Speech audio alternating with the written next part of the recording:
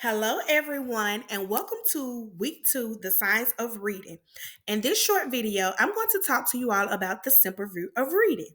By the end of this video, you will be able to explain the simple root of reading and why it is important. Now, the simple root of reading is a formula demonstrating the widely accepted view that reading has two basic components: word recognition, which is decoding, times language comprehension. Both of these together equals reading comprehension. We're going to take a look at the first side of the simple view of reading, which is decoding. So, the act of reading in its simplest form is the decoding of words. This lays the foundation. It is the ability to match sounds to symbols and to segment a word sound by sound and then blend the sounds to form the word. So, for example, if I have the word cat, I would look at that word and say k, eh, t, cat. I'm able to blend that word together. I'm able to blend those sounds together to make a word. So, to read fluently, readers need to be able to break the alphabetic code with automaticity. So, when we're doing this, we want to have students to practice on this through the use of decodable text. Now, a decodable text is a type of text used in beginning reading instruction. Decodable texts are usually sequenced to incorporate words that have that letter sound relationship that has been taught to the new reader. So, for example, if I'm teaching the short A sound, you would see in this decodable text the majority of the words consist of the short A pattern. That way, students are able to apply their phonics skill to their reading. They're able to take these words and they can decode the word and they're able to read the text. Now, let's look at the language comprehension portion of the simple view of reading. Language comprehension is deriving meaning from spoken words when they are parts of a sentence or other discourse.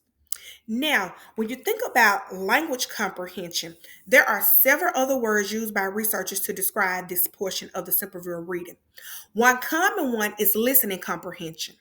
Language comprehension differs from reading comprehension mainly because it requires the reader to derive meaning from spoken language rather than the printed language. So that may look like read aloud. If I'm reading a text, I'm going to read students a variety of texts just to build their background knowledge. We're going to also build their vocabulary knowledge. And in response, we're asking questions throughout that text just to actually build their listening comprehension skills. Because now, if a student has the decoding and the language comprehension, let's look at that last end. They're able to comprehend the text.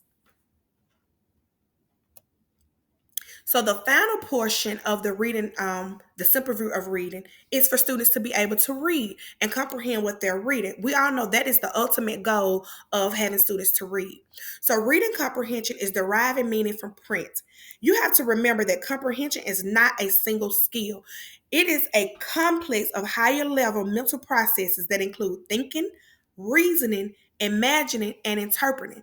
So without automatic decoding and proficiency in language comprehension, reading comprehension will not be strong. So I want you to look in the middle here. You see the multiplication sign. So we're going to do this equation and let's talk about, well, what happens if I don't have one part of the simple view of reading. So let's look here.